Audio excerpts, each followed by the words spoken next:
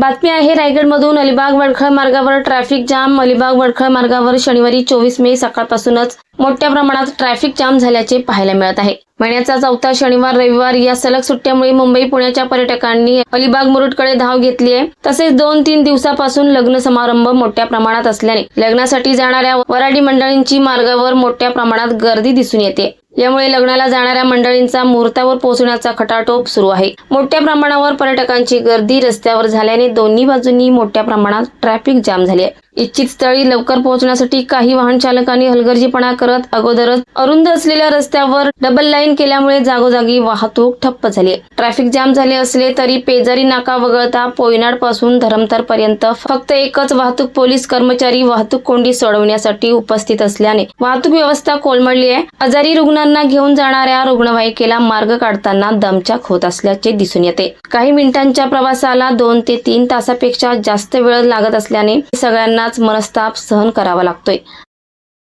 Maharashtra वेदभूमीसाठी Abdul सोगावकर, Alibag.